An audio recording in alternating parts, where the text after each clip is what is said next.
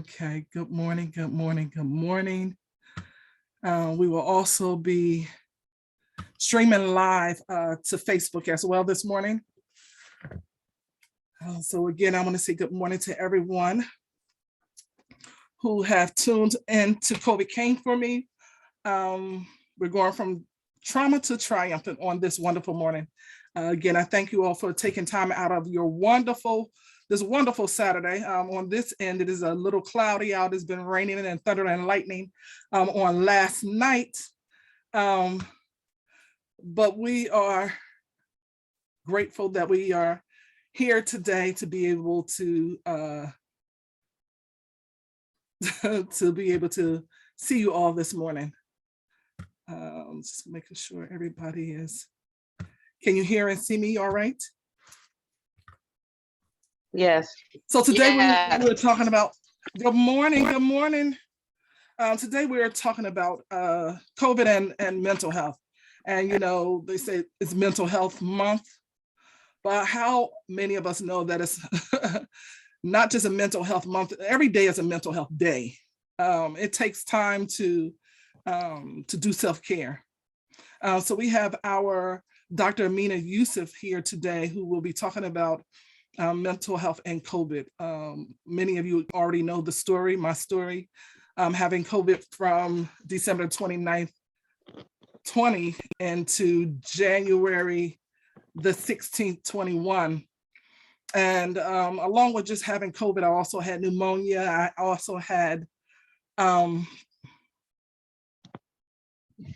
dehydration. I couldn't think of the word. Even let me tell you, I had brain fog too. So sometimes in the middle of conversation, I will stop because recalling some words is still very evident when it comes to long haulers. I'm considered a long hauler, meaning that I still have some of the residual effects of COVID. So many people do have it. So that's one of the things that we are going to be exploring and talking about today, about mental health and what COVID, the impact of COVID on the mind and the body, and then we even may tap into the spirit, because it plays definitely a part on how we feel, how we think, how we are able to operate. A year later, now it's been 14 months, 16 months being COVID free, so I'm grateful. But I had a setback a few months ago. I had so many of the symptoms as if I had COVID all over again. It was very difficult for me to think. I had this whole lapse of where I could not think complete sentences. I couldn't hardly speak complete sentences. My body was hurting. I was hot, like I was having a fever. My breathing was, I was struggling to breathe. I wound up in the emergency room, and my sugar level jumped all the way up to 500. By the time I left the hospital, because they had to give me several breathing treatments and a steroid, and I wound up leaving the hospital with an additional inhaler. So that means now I actually have 3 inhalers that helps control my breathing or help me to be able to breathe. So I have, this maintenance inhalers everywhere I go. I need to make sure that I have an inhaler. I have inhalers in my pocketbook in the car, just to make sure that I'm able to breathe as much as possible. So when we talk about mental health and when we're talking about the effects of COVID, it has affected many of us in so many different ways, and even more so those that have had COVID. And I want to say to the far extreme of having COVID, even the more. We have so many people who are suffering from anxiety, those that have been known to have PTSD. When we're talking about depression, we're talking about the suicide rate. We're talking about the homicide rate. All those things are taken in consideration when we're talking about this climate that we're living in with COVID. And many times, if even living within families, sometimes people do not understand the impact of COVID on one's life. Like my daily activities, sometimes I have to be very mindful of what I do, how I do it, because of the fact that if I start moving too fast, if I get overheated, then my breathing actually, um, I start struggling to breathe. The things that I used to do at the rate I used to do it, I can't do it at this time, but I know that it's coming back. I am actually grateful that I am more mobile than I was at one time. At one time I had speech therapy. I'm still in, and actually this week was my last session with my physical therapist, which is awesome compared to where I was last year to this year. I thank God that I have superseded all the goals at this particular time, even with the setback 2 months ago, that I'm back on track. So I am grateful for that. But when we're talking about mental health and we talk about anxiety, just some of the things that I have to constantly talk to myself when I get into an atmosphere of a lot of people. I'm very conscious of where I am and the people that are around me, especially since the mandates have been lifted. People do not have to wear a mask, which I think that is very premature to even, remove the mandate. But nevertheless, so when I'm around people, when we talk about anxiety and stress, even when I have my grandchildren, I have a 5-year-old and he's 7 months now, and my daughter was pregnant and got COVID. And so my grandson, the baby that she carried, has, I'm not saying specifically because of COVID, but he has pulmonary problems. He has asthma, he has different little things going on. So I'm very, very conscious and hypervigilant when it comes to when I have them around me and when we are out in public. So when we talk about anxiety, like in elevators, I will not go in an elevator with people that do not have a mask on, more than one person in the elevator without a mask. That's just too close of a contact for me. It's the same thing as in going in stores. Wherever I go, I'm very, very conscious about the proximity of people around me, specifically that do not have a mask on. So when we think about everyday life and how just in my case alone, I'm always working with the homeless. And if you don't know, most of the homeless never wear a mask. Many of them don't have a supply of masks if we don't give it to them. So they have become, acclimated to, it's the virus, so what? I've never had a mask. I'm not going to start wearing a mask, and a mask doesn't do me any good. So while working with that population of people, in order to be able to do my job effectively, I wear my N95s, and I protect myself even when coworkers or clients do not choose to, wear a mask. And now, as we all know, so many people have had the vaccination and boosters. They're still getting COVID. Some people are still dying. Some people are still having hospitalizations, things of that nature. But nevertheless, how we all can definitely help protect ourselves even more is to wear a mask.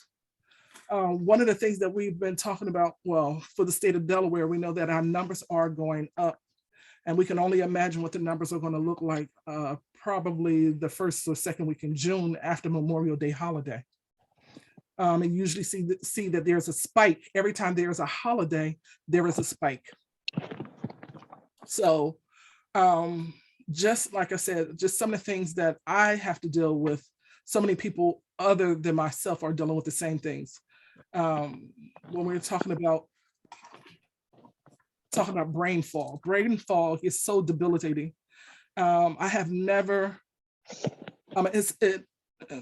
having brain fog can make you depressed. Because when your mind is always running, and constantly doing and constantly moving, and then you have this whole disruption in your cognitive thinking, in your thinking patterns. It's very disheartening. Very, very disheartening, where you can be in a conversation and lose track of words. And sometimes you may replace a word in place of the word that's supposed to be there, you'll pick up a replacement because you just can't remember what the word is. I've been good about having the people around me when I am at loss of words. I say, somebody help me. What is the word that makes sense in what I'm saying? So the people that are around me will go, okay. And I'm like, that's the word. Thank you. It's a laughing matter now, but when you're going through it, I can only imagine how people that have Alzheimer's and dementia feel. I thank God mine's come back and forth sometimes. I go months without having it, and then it comes back for whatever reason, and I can't determine when it's going to come back. I don't know what make it reoccur. I need to find out so I can stop doing that. But it's very disheartening to know that you are not able to keep a thought. And like I said, even going with just certain body pains and the object and not being able to breathe. I take breathing. We all should take it very personal. I'm very much aware when I'm around people that smoke, even vaping, those fumes makes it very difficult to breathe. So when I look at people who have asthma and have had it for all their life that they know of, 30, 40, 50 years, I could sympathize with them that it's difficult. And so the world keeps moving, not taking into consideration some of the, the people that are around you, the weaknesses that they have. So we're gonna have actually get ready to bring Miss Amina Yusuf to the table so she can talk about mental health and COVID and just the impact of COVID in our families. One of the statistics I was looking at, Dr. Amina, was that, there's a 25% increase in statistics of those who have received with depression. More so depression and anxiety have increased even more in 2021 to this present time by at least 25%. Specifically, that I read says specifically in women and children. And I'm like, okay. So we're gonna bring Miss Amina. Miss Amina, please, Dr. Amina, please tell us a little bit about yourself, and then the platform is yours. And thank you again for coming on COVID Came For Me, From Trauma to Triumphant. Well, thank you so much for inviting me. I have gotten quite a bit of experience with working with people who have emotional issues after having COVID, but also in just the general public in dealing with this boogeyman that has been in our lives since 2020. And it's one of those things where when you feel out of control or uncomfortable with your environment, it brings about a level of anxiety anyway. So now on top of hearing of, the horror stories of COVID and, the first thing, it's kind of like in the 80s when we heard about AIDS, you just heard AIDS dying. And it's kind of parallel with COVID. And again, just like AIDS, now that they've worked on some cures and some prophylactics to help with some of the symptoms, it is not necessarily a death sentence anymore, but it is a issue of concern for a lot of people. I've worked with some people who have has anxiety to the point that whenever it was time for them to lay down, that they would revisit that feeling when they had the pneumonia, when they had COVID and couldn't breathe. So it would wake them up either out their sleep or they would not be able to sleep. I had a gentleman who had to sleep in a chair because the thought of laying down just petrified him, and working with some of the theories and therapies with mental health, working with what's called ACT, which is the acceptance commitment therapy, which has been pretty helpful because this is what the main thing is. We have to become accepting of these issues. I think that we go through life knowing that there's possibilities, but when the worst case scenario actually happens, it just rocks our world.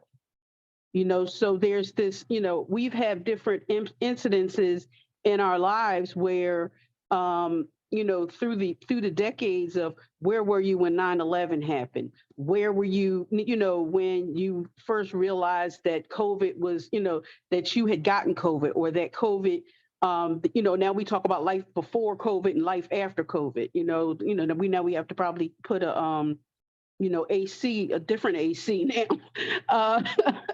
Uh, and just being able to understand that our life has changed and getting some acceptance with that, and a lot of time with people who have already had some issues with codependency or with anxiety, where they feel that they have to have that control over their environment. Although we know that just the mention of control is a facade, that we don't have control over anything. If you do, wake yourself up tomorrow. We know that there is a power greater than us that controls it all. And one of the other therapies that I've worked with, cognitive restructuring, working with some faith-based therapy techniques to help with gaining the acceptance and appreciation for the preciousness of life, the powerlessness, the need for drawing on your faith in order to get you through the things that you've experienced as a result of it. Well before we had gotten COVID in the United States, I worked with an Asian lady who was she was petrified. I mean, she had anxiety as it is. Everything about her life gave her anxiety. But I remember talking with her and trying to get her to calm down, but she was getting the firsthand experiences of family members who were in Tokyo, who were in China, who were living this horror before we had even gotten it, and me trying to help her to calm down, now thinking I should have probably been more upset myself during that time. But we can only go from the information that we have. It is sometimes with the public service information, it becomes overwhelming for people as well. So that need to not even go outside to, and if you have someone who's already an isolator, that may affect them even more. Being able to accept, that your body has limitations now that you have to adjust to. I'm almost 60, and there's things that when I'm sitting down, I have the ideas of a 35-year-old until I start moving, and then my body tells on me. So I have to gain some acceptance with my limitations. I have had COVID twice. The first time I was very sick, but not to the point where I needed to go to the hospital. But it was, I really realized that this was something. This was before they had the vaccines. The second time was just recently. I had COVID, but I had been vaccinated with also with the booster.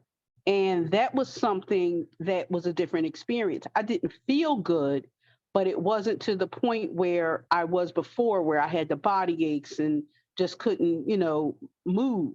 So it was very deceiving for me. And what happened was I did too much. And that kind of prolonged that process.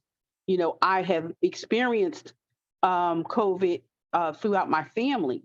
I've had a family member pass as a result of it. But she had a lot of compromising breathing problems as it is. One of the things that since we have gotten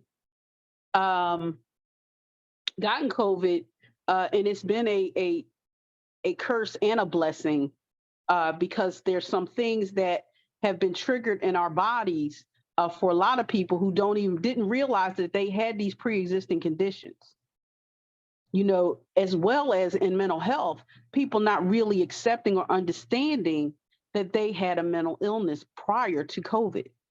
It's just that this experience had triggered the symptoms, which then had them seeking out treatment.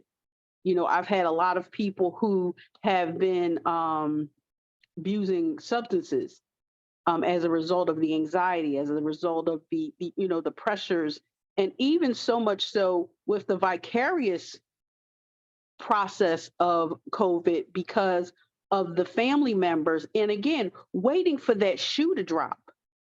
There's some people who haven't had COVID.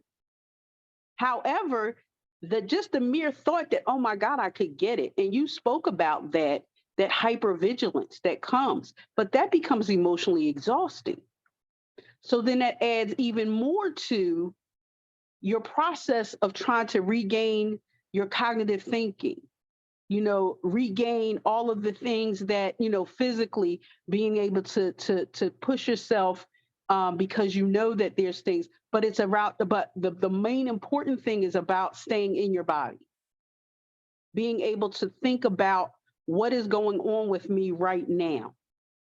How am I feeling? What is it that I need to do? And the most important part is to ask for help. That a lot of people, especially people who have been highly effective and felt that they were, the captains of their own ship, now that the physical disability has come in, and I say disability because it's debilitating. Having an illness that won't necessarily go away instantly or has now left other issues, it is debilitating emotionally as well as physically. Going through the process of grief is a major component to healing from the overhaul experience. Going through that process of acceptance of anger, resentment, fear, denial, all of these things that come into play when you get to the place where, okay, I have to accept that life has changed for me. And what do I need to do with that? And it can be very difficult for people in that process, staying in that denial part or bargaining where it's like, okay, well, I'll do a little of this, but I won't do that. Or if this happens, then I'll do this, instead of just, you have to go with it. You have to understand what is going to help me to feel safe, because that is where anxiety comes from, the fear of unknown. Now we have the fear of the possibilities because we've experienced it. That now, if I'm feeling like this now, oh my God, what happens if I get it again? And what does that look like for me? And how will I be able to, to rebound from that even? And again, it goes back to drawing from your faith, understanding not just what if, but what happens when, and what do I need to learn from this? Am I being careful with the gift of life? Am I being mindful of where I put myself in harm's way? So that we can make some proactive choices to minimize the emotional stress and even the physical harm that we can place as we go throughout our lives. To just today, which is I do a lot of Facebook shopping and things like that. And I had gotten something from a family, and they said in clear transparency, we just got notice that our child, the school, there was an outbreak of COVID. And he said, now we're going to do a, you just leave the money and pick up the things from off the porch. Now that's something that now, I will spray everything down and do all of that. But just that thing, and just when I thought that everything was okay with me doing this transaction, I'm grateful that they shared that information with me. But what if they had not? There are also people who are in denial about the severity of COVID, even if they got it like I did, where I didn't have the symptoms, but I had COVID.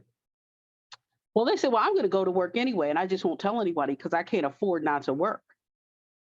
That stress, even with that, there's not a whole bunch of financial support anymore. So when people say, oh, I have, I got COVID, I got to go to work. And they sit there and they agonize, or some of them just don't care.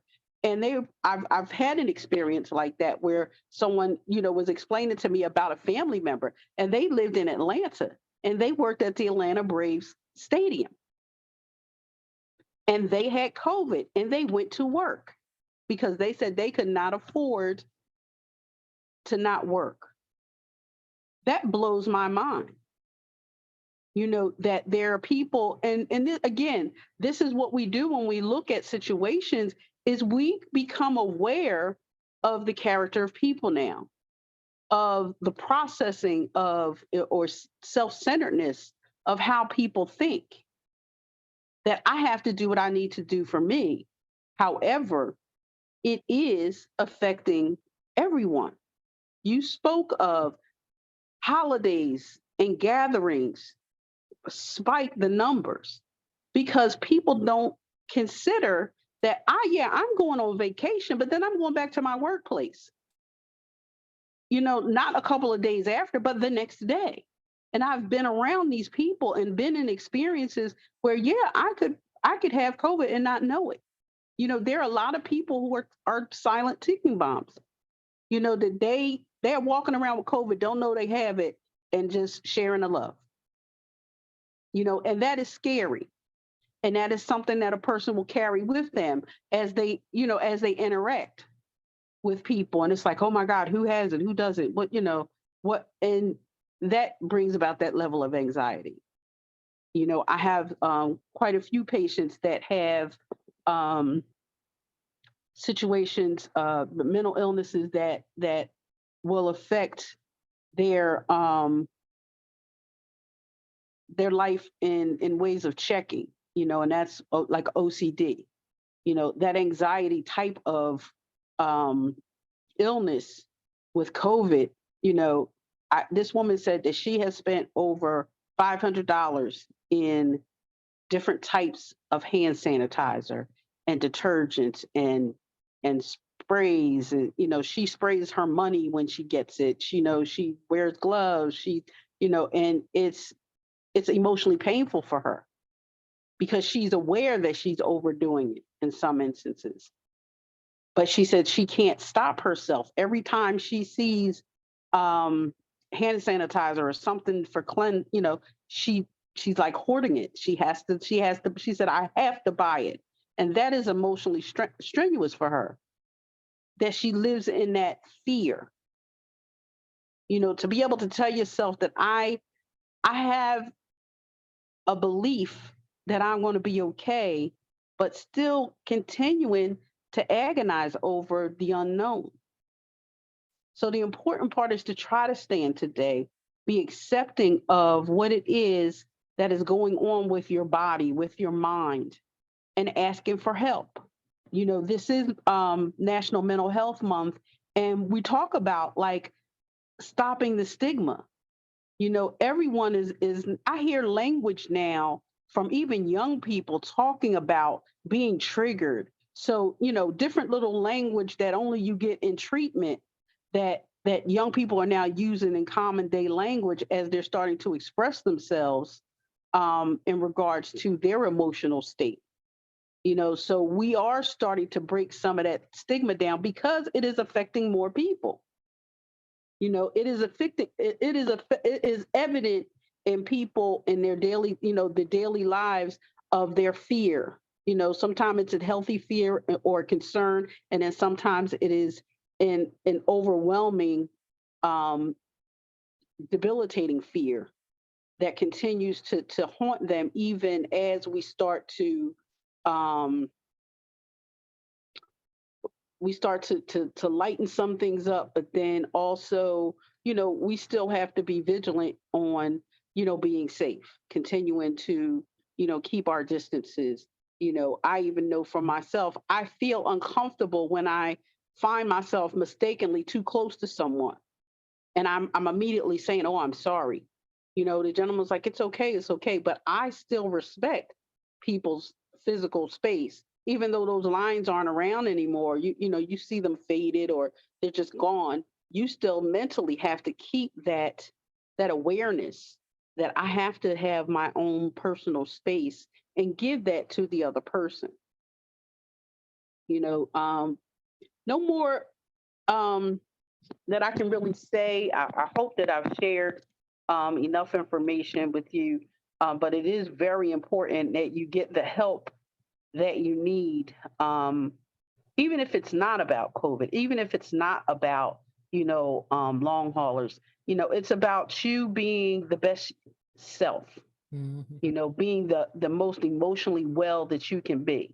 We all have times when things can get rough, but just asking yourself not why, but why not? What can I do different? And being grateful for what you do have as opposed to the things that you've lost. These are to me the key points in being able to recover emotionally from a physical sickness. From being in an environment now that feels unsafe. We have COVID, but we're not in war. We have some things that we can make choices now instead of living by chance. But thank you so much for asking me. Thank you, Dr. Youssef. I want to open it up if anyone have any questions, and I do want to follow up with a couple of the statements that you were making. You touched on vicarious. I wanted to talk about the vicarious, like vicarious trauma being affected vicariously, even though when you haven't, like you said, when you haven't been affected, what that does to your mind even the more. And what I find even with our children, you know, like you said, even with the students that had gone through, in school, and then one student or a teacher brought COVID into school, and the mindset, or do you have any kind of like tools, even when we're talking about for children? Have you dealt with any families with children regarding COVID?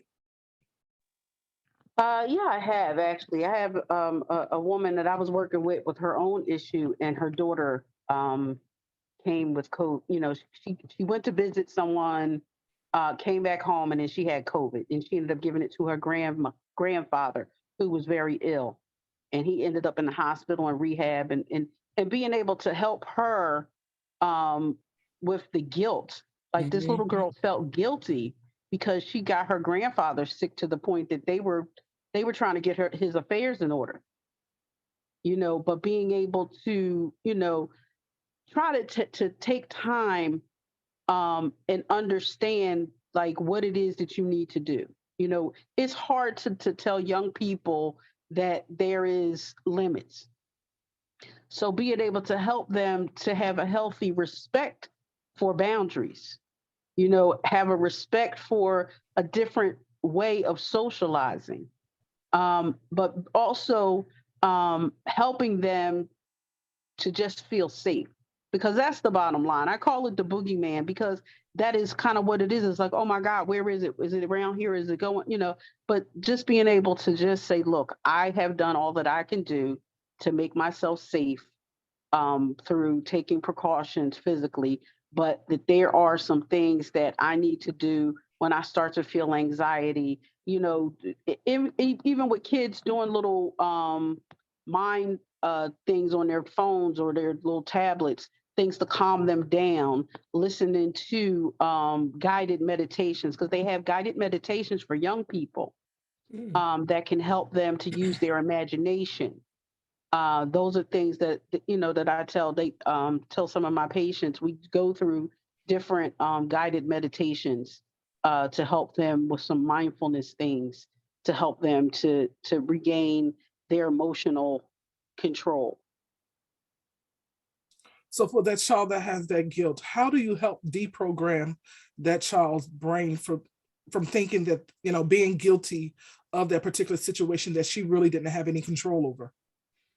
Just that, accept helping them to accept that this was something that was out of their control, but to be mindful so that they can control next time, that they have to ask questions.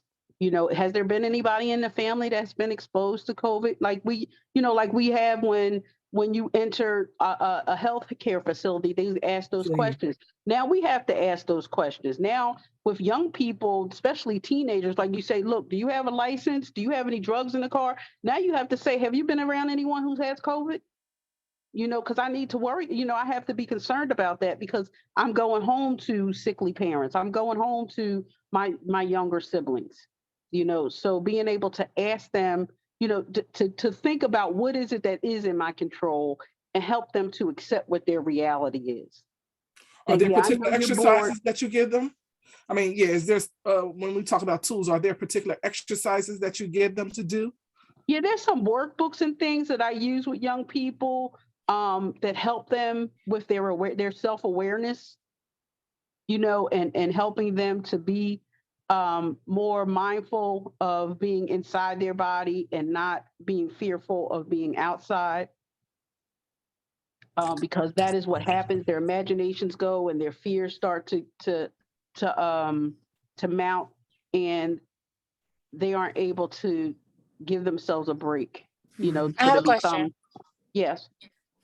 What do you do for, like, I understand what you're saying, but how do you explain this to like a 5 or 6-year-old? Because what you're explaining is something that's for like 10, 11, 12-year-olds who, who can be aware of what's going on. But for a 5 and 6-year-old who don't understand, Hmm. it's not as easy.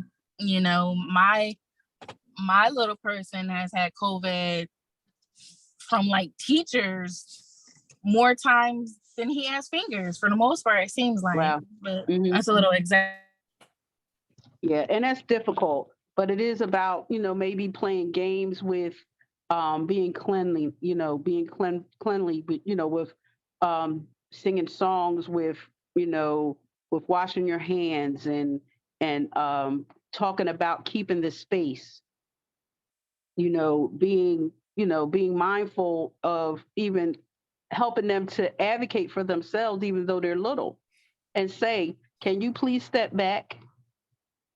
Can you please, in a respectful way, talking to their teachers or helping them to see that you have to be cautious of hugging because little people love to hug, and that's something difficult to stop them to do. Because I have 6 grandchildren ranging from 2 to 9 years old. So the little people love to hug. They love to, be in the spaces of people, but just trying to do some things. It's just difficult. Like you said, it's difficult. I really can't give you one thing other than try to be creative and letting them know that it is a concern about staying a distance and making sure that they use, they have different little kitty hand sanitizer that smell like bubble gum and stuff like that, and just trying to Mhm. keep them aware of, um that it's important to wash your hands. It's important to keep your hands away from your face, those kinds of things, but do it in a fun way, not in a way that's like, oh my god, like, stop touching stuff, and you know what I mean, because then we start to incite anxiety in the children. Mhm. Okay. Okay. All right. Anyone else have any questions? You can take yourself off of mute. One of the things, like you said, just being aware, your own self-awareness. When we talk about one of the things that we try to emphasize is self-care. Hmm. But sometimes that's easier said than done when we live in this multifaceted, extra fast-paced life. Um, and like I said, some of the things, just trying to be mindful of myself sometimes, especially with COVID, that when we talk about even fatigue, Hmm. how it takes a toll on your body. It's not even when you're actually active. Sometimes you could be just sitting still and all of a sudden this heaviness comes down on you Hmm. and you are exhausted for no other reason Hmm. but fatigue wanted to make a visit to you. Hmm. So, just breaking down just a little bit more, even when we talk about just different types of symptoms of COVID and the effects of it on our bodies. One is, like I said, the fatigue and the brain fog, chronic cough. I mean, people are just, when we talk about anxiety, just to hear a person cough in public, it's like you can hear the whole atmosphere just stop. How many Yeah. times is that person going to cough Hmm. Or before sneeze. everybody turn around and say, Hmm. you really need to have a mask on. Right. Or even if you have a mask on, you need to remove yourself. Hmm. So we have all these dynamics going on as we are, as we are operating every day.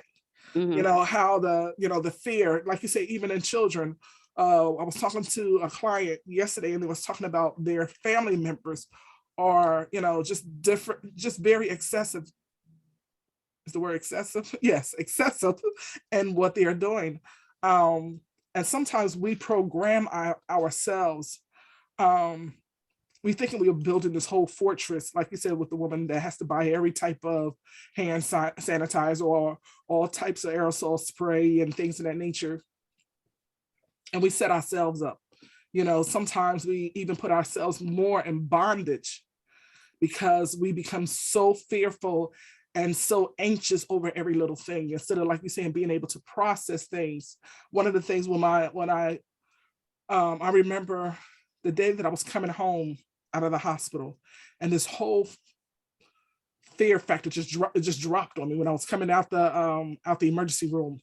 And I remember before I left the emergency room, I was like, God, you know, is my house clean? I know my daughter and friends came over and sanitized my house, but I was just like, my middle room, I had so much stuff in it, and I know I touched this and I know I touched it. So I was trying to think of all these things in my mind that, oh, you can't go in that middle room unless put a whole lot of aerosol cans in and make sure you spray everything. So you have these whole Yeah, but flashbacks. right, but it is also about being rational as well, and educating yourself and knowing that it's only airborne for a certain amount of Yeah, time, right. and you know what I mean. But it's just, it is again about the self talk that you have with Mhm. yourself and being able to talk yourself down off the ledge. That's You right. know, you have to be able to say, okay, because that's your rational part of your brain. When your Mhm. emotions hijack your brain, then you're all over the place. That's right. But But so being many able people. to Go ahead. but you're not always able to access that Mhm. because of Right. the fear, because of the anxiety. So being able to, when you start to know that because physically you can feel when you start to become anxious, Mhm. and so Sure now can. you can catch it before you're full blown, and just say stuff like, let me drink a whole cold glass of water so that I can shock my brain to redirect it to Mhm. be able to calm down. There's little small things like that that can just kind of jolt you into being able to cope with the anxiety. One of the things I know that I always constantly say that I shall live and not die to declare the works of the Lord. So I will always have like different scriptures to put things back in perspective. I am fearfully, wonderfully made, marvelous are thy works, and my soul know right well. I know that God has a destiny and a destiny for me, and I know this is not my season to die or expire. So but so many people don't have those type of takeaways that we have to really teach them. You have to be able to affirm yourself, to talk yourself out of the negative thinking, to change the way we think, to bring about that change. Because like you said, a lot of times it's easier to grab and hold on to that fear and that anxiety and then go into a state of depression rather than to be able to encourage yourself, to be able to. And some people don't know how to encourage themselves. Some people don't know how to write affirmations or to tell themselves that you're not going to die, that you're going to do, you're going to live, or that you're going to take all precautions that's necessary. You're not going to be overly excessive, but you're going to be doing, like you said, to do the things that you need to do to keep yourself safe in a real moderate way rather than overdoing it. Yeah. So somebody else, just Miss Joyner. Yeah, I had a question on if you guys have any tips for the brain fog, on how to like get rid of that or get over that. I can only, Miss Amina, you want to say anything in regards to that? I can just tell you some of the examples that I do. Go ahead. I think the main thing is being patient, trying to avoid some of the, you can kind of monitor when things are starting to get stressful to the point where you need to just calm down. And when you say like you know, one of the things you said was a lot of stuff's going on, and you just have to bring it back and say, okay, I have to, you know, start to do some things to calm my thought process down so that I can think clearer, you know, to distract myself and do, you know, take a step back, you know, doing small things like saying little prayers or going through different situations, you know, where you're in a calm place. And I know that can't happen when you're in the moment of, if you're outside somewhere, you can't go and take that. But again, it's about the awareness. When you start to see that one or two times you're starting to be a little off, then you may have to say, well, you know what, maybe I need to rearrange some stuff because I'm not going to be able to be present, because sometimes the fog comes and it stays a while, and then sometimes it just pops off, and you know, but being okay with being flexible with your routine.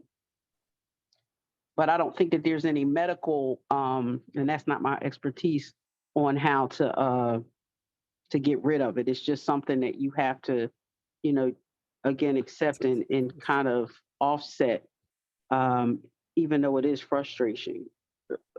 They got a bunch of stuff on, you know, that they want to try to sell you on mental, like supplements and things like that. Ginkgo biloba and is one of the things that I probably said it wrong, but you know what I'm talking about. But then, you know, there's some other stuff that, you know, fish oil tablets and other things. I mean, you can look into those things if you are, you know, of the mind to do some herbal supplements with brain health. But other than that, I wouldn't go into no no new products that will, you know, say that, well, we can get rid of this. You know, sometimes it's just time or just acceptance that this is going to be a part of my life.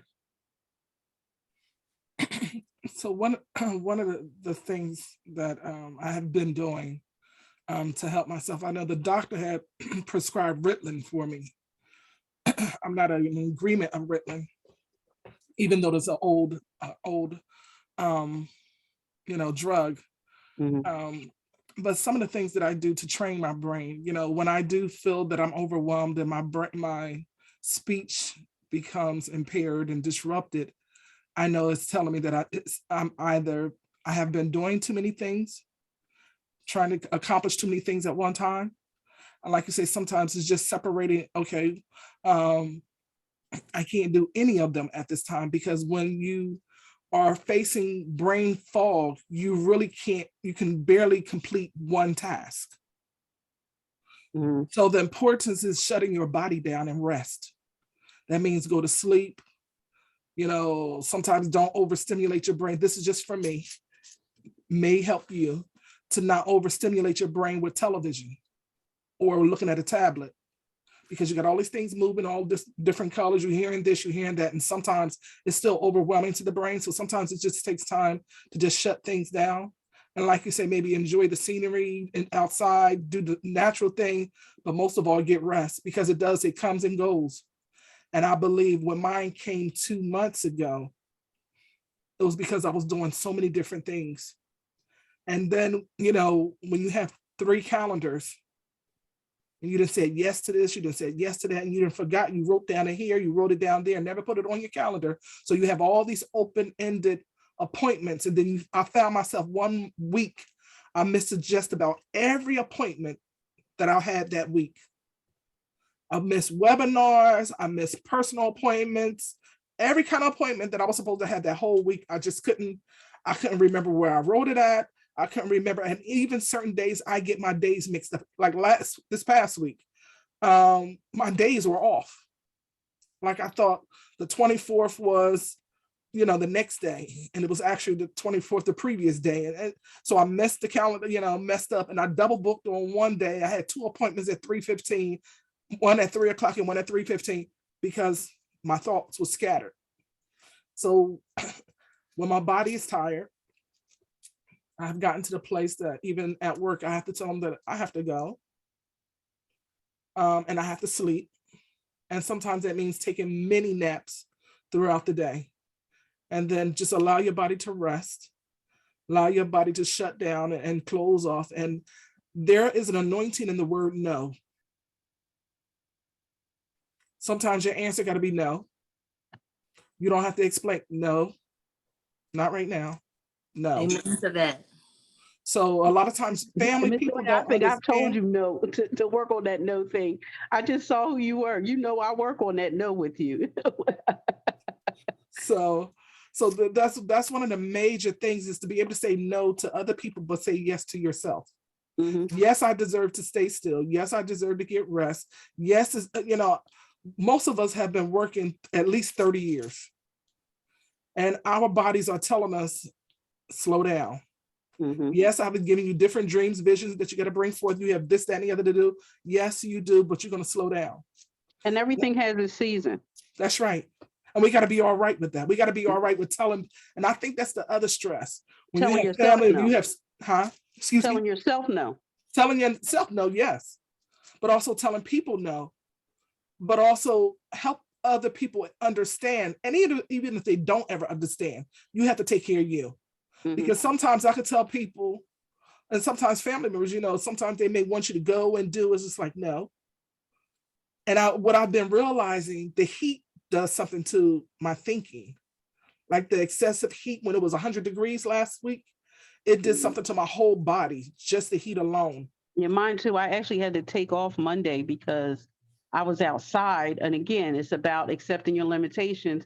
Because I was in water, like dealing with water, I didn't realize how hot it was.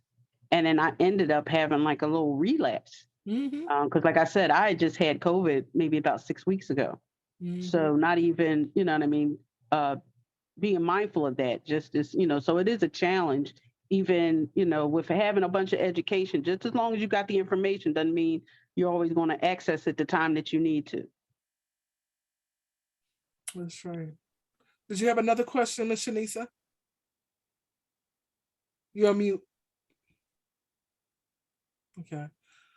Miss Michelle or Miss Aranda, do you have any questions? We have a question over here. Okay. Come on over.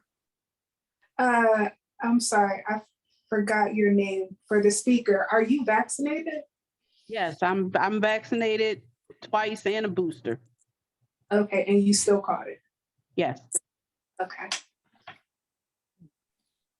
And I think that's another the misconceptions or the loose, how some people, we just don't focus on that part, that yes, because you're vaccinated and boosted 2 and 3 times, you can still get you don't it. have an imaginary bubble around your Right. body. Like, if anything, I think it may be, especially with my age and my physical condition, maybe the booster and all of that was the difference between life and death for me. I don't know. Like, that is what helped me to get my mind around taking the vaccine, is that this could be the difference in me living and me dying. Yeah. So if I have to have that insurance policy, and this is just for me, because I have family members who just will not take the shot. I have a 80-year-old mother who, she's a mess. The pharmacist called her and said to her, she's like, I want to give you the vaccine. And she said, honey, the only shot you're going to give me is if we go to the hotel. So that, she's a mess. The pharmacist loves her, but she just won't do it. You know what I mean? She's like, I don't go anywhere. I don't do anything, and I'm staying away from y'all. So that is, if that's how she wants to live, that's, what I mean? God love her. But that is, that's, to some people just have that, for whatever reason, they don't want it. But again, my husband gave me that COVID. He had it worse than I did. And he, one of the things he was saying when he had the fever, he says, they're trying to get me. They're trying to get me. I said, what are you talking about? He said, they're trying to get me to take that doggone shot. I said, yeah, you might want to, but that is, again, that's your choice. Yeah. But I just know that, in my religion, they say, trust in God, but tie your camel. So you have to make some choices that, we have to, I have to be safe. I have to be as safe as I can be, because I can't have this information and not act on it in a responsible way for myself and others. It's crazy. You guys were talking about all of the different types of anxiety. that I know of, I have not had COVID. I've been tested several times. It's always negative.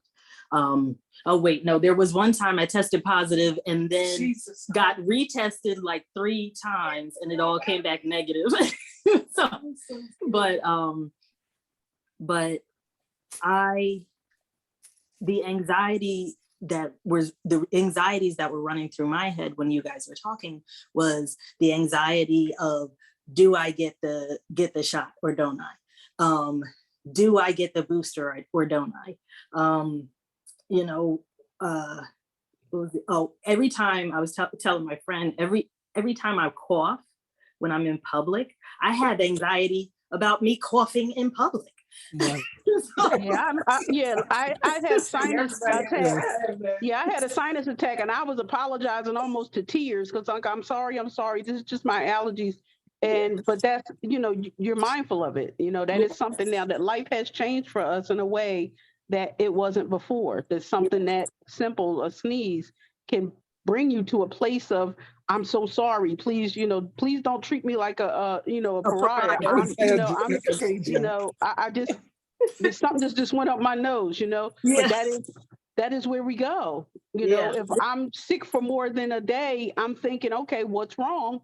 You know what I mean? And then I think about it. Oh, you were driving with the sunroof open and the pollen got in your nose, and that's, but you have to start to think in order to bring yourself down. If not, you're like, oh my God, I got COVID. And, no, you just were stupid and had the sunroof open, So now you got to watch your car more. Like that, there's just different things you just have to rationalize.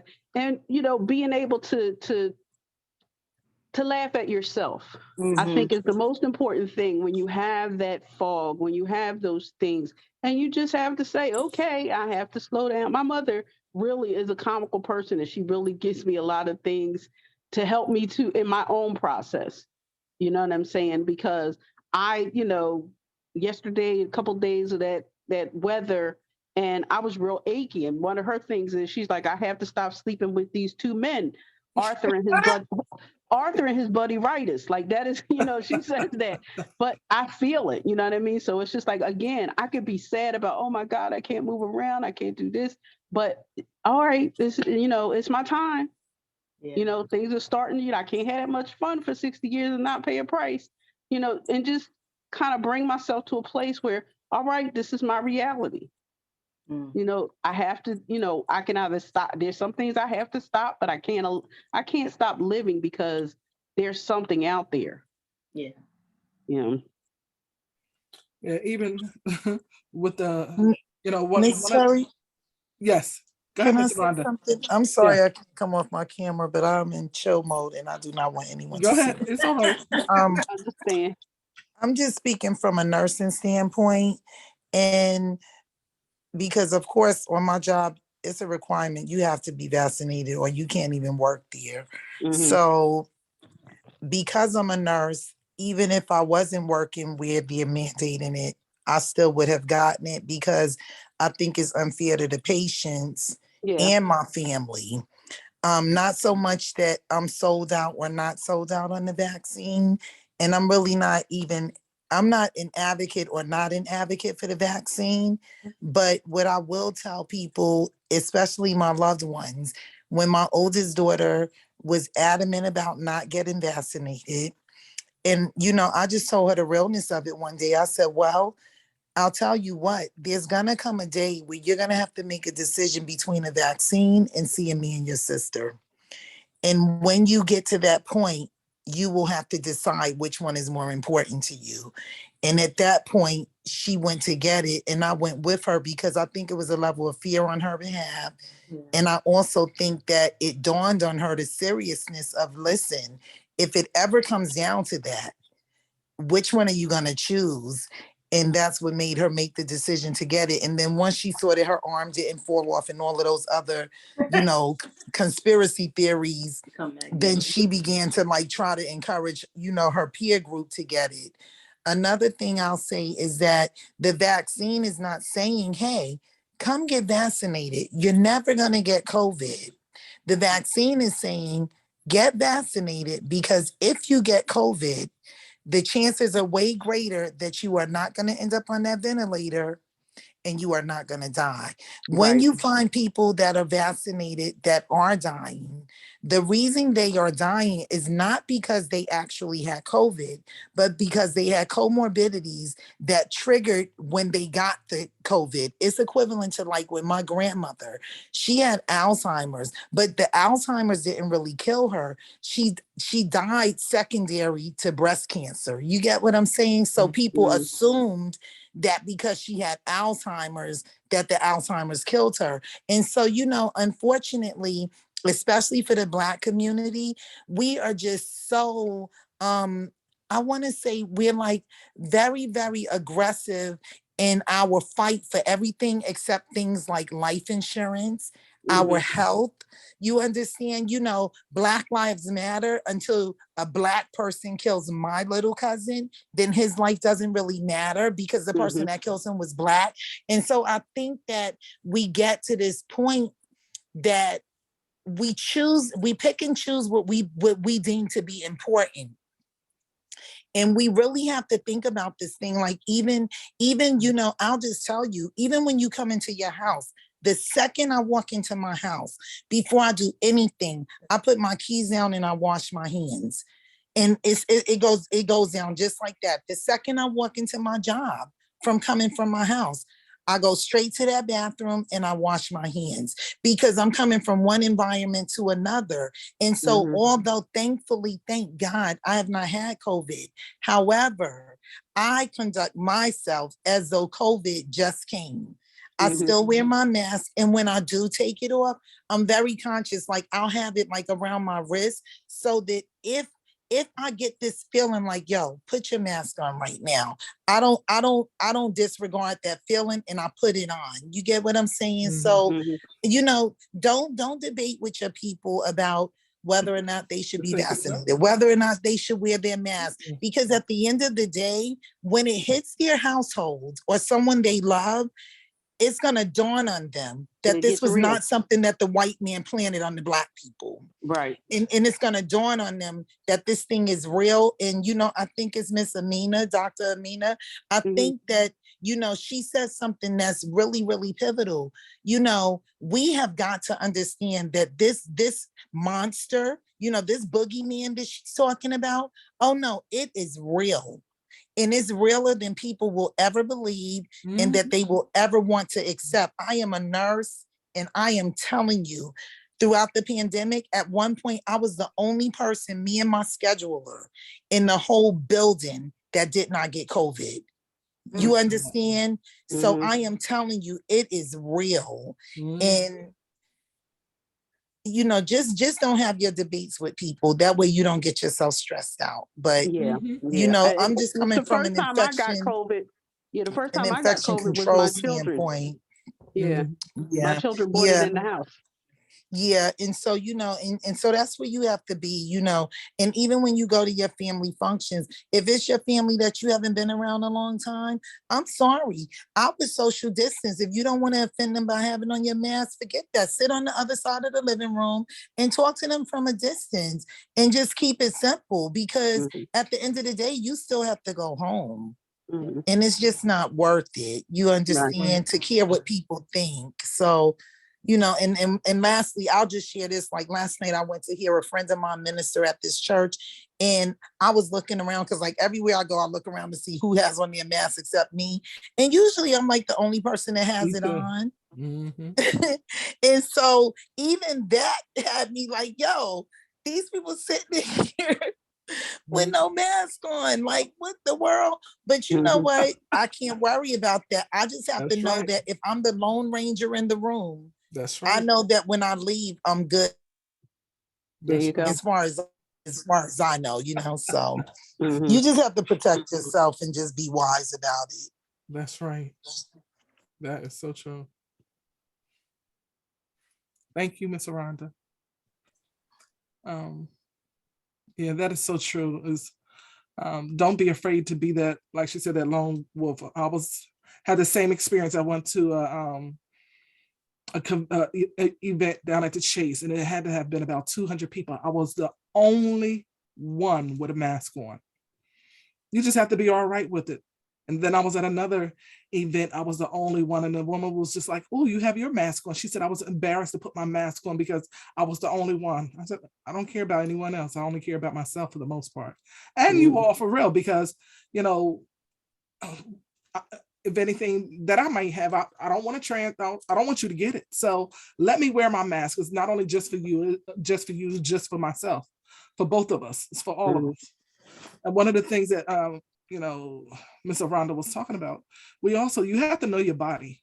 You have to know your body. You take you know, the information that you get from your doctors.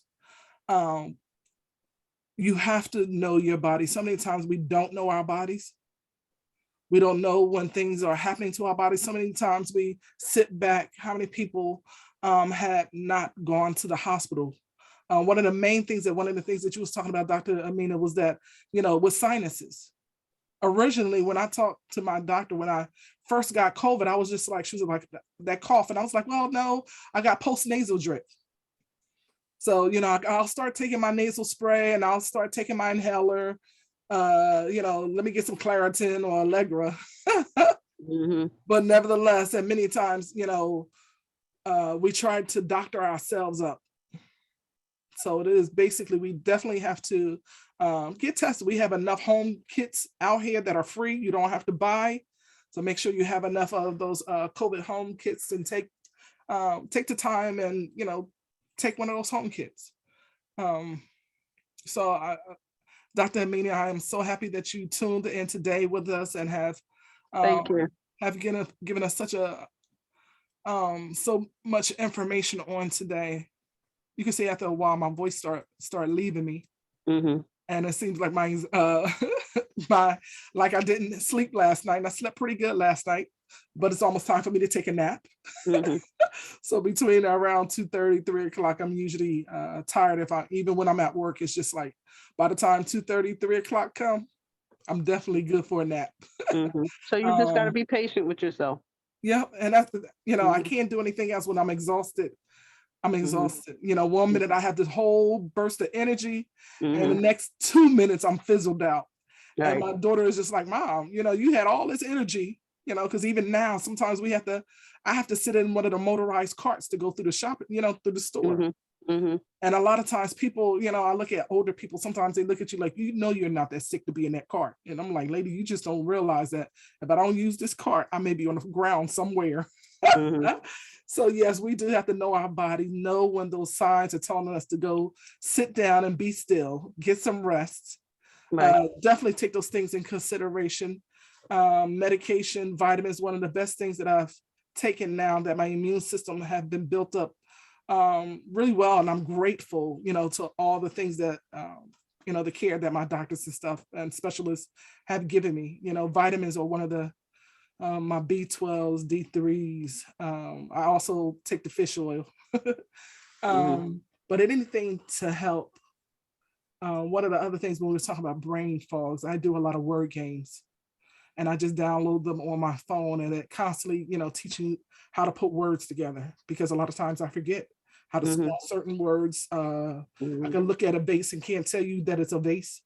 And it is depressing if you let it be. Yeah, but like you said, I've gotten to the place that I just laugh, because, you know, I'm like, God, I know you're gonna get ready to refresh my mind. So maybe it's just my time to take a break and lay down somewhere, stop talking. So when my voice start going and coming and going, it's just like, okay, time for me to shut up. And I'm all right with that. There you go. Yeah. So again, I want to thank everyone for coming on today to COVID Came For Me. From trauma to triumphant. Yes, the things that we were talking about can be very traumatic, but you still can come out on the other side. Those of us that have had it once, twice, we are still here and we are grateful.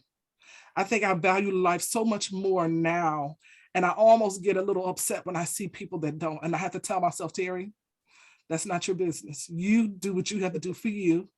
You only could be a living testimony to someone who wants to, you know, who wants to receive that information. Only thing we're here to do is to give information. We're not trying to persuade anyone to take the vaccination, not the vaccination. We want to give you information for you to make a choice for your life, for your situation, and have enough information for you to make that choice whatever that choice may be. Right. So I wanted to ask, I see Miss Michelle, you're off mute. Did you want to add something? Yes, I just wanted to say thank you. This has been very informative. And on top of that, just like you said, it makes us appreciate life even more, because when you were talking about brain fog and forgetting things, well, I was suffering from that, and I didn't even have COVID, going through the brain fog and being tired. And people keep saying to me, Michelle, you're doing too much. They say, we don't even know how you do everything that you do in a day. And with the COVID, it has made your bodies more sensitive to that. However, with us, the people who have not had the COVID, we need to be more sensitive to that, like you said, and take life seriously, the self-care, because we're so used to doing for others, or saying, we always have what I always call the goddess. I got to do this, I got to do that, and have the goddess. But then the next thing you know, in the Bible said, he maketh me to lie down. You don't want him to make you to lie down. There you go. That's right. So I just wanted to say thank you. I appreciate everything that you ladies spoke about, and thanking you for being transparent. You're welcome. You are welcome. Any other comments before we? I just also wanted to thank you guys. It was funny because I was just getting on to support. I wasn't expecting to relate so much because, like Sister Michelle said, I know of, I've not had COVID, but the brain fog, that fatigue, oh my goodness, it's and I actually just had to admit that I was kind of going through depression, because I'm seeing all of the markers, and just kind of be okay with the fact that there are some things that I was trying to do. I'm in school for my master's, and I am the only employee for my program that really should be at least a 3-person program at work. And I'm exhausted. Like sometimes I just cry because I'm just like, I don't know where to start. But Sister Amina and Sister Terry, yes, that no thing. I gotta stop with the goddess, because I don't got it. Right. What I gotta do is continue to live and be healthy. That's right. So that I can do those other things and be helpful, because I'm no help to anybody if I'm not good. That's right. So yeah, so I appreciate it. I was very surprised now I'm like, I really want to get I think it's the antigen test to verify that I've never had it. But yeah, definitely. Thank you. And there are so many different things that are coming down the pike even more. I was talking to one of the health specialists that a COVID pill is coming to Delaware. I guess they're going to be offering that soon. Well, there are prophylactics that you can take when you have it. And that's one of the things I think that also helped me, was the fact that I was able to fight it off as quick as I did, is because I took the medications that they had available. Right. But I have to go. I'm sorry. I have another appointment. That is quite all right. We thank you. But I appreciate you and what you're trying to do for our community. Because we do need people that's going to give us some identification. One thing before you leave, Dr. Amina, I wanted to announce that we are doing a COVID Came for Me, and we are celebrating our healthcare workers on June the 9th at Rodney Square at 6 p.m. So please, if you can, please come on out and support. And I'm also going to be awarding approximately 10 to 12 healthcare workers with awards from Terry and Williams Expansion. Again, primarily my medical staff that took care of me when I was at the VA, when I was hospitalized. So I just want to say thank you. So I would like for you all to come out, say thank you. If there's anyone that you know that passed away, you can bring a picture of them. We want to memorialize them as well. So again, that's June the 9th at Rodney Square at 6 p.m. And if you have any questions, please give me a call, email, text, and I would love to follow up with you. And again, I thank you all for coming on today, listening to our segment on mental health and COVID. What COVID came for me, from trauma to triumphant. And as I usually do at the end, we will pray out. So Father, in the name of Jesus, we thank you for what you have allowed to be accomplished on this platform this morning. We thank you for our speaker on today. We thank you for all those that were able to participate. God, we come against every fear that people are holding on to, anxiety, depression. God, we pray right now that you will restore, rejuvenate the mind, body, and spirit. And we give you honor and glory in all things. And we say amen and amen. Have a great day, everyone. And we again, thank you.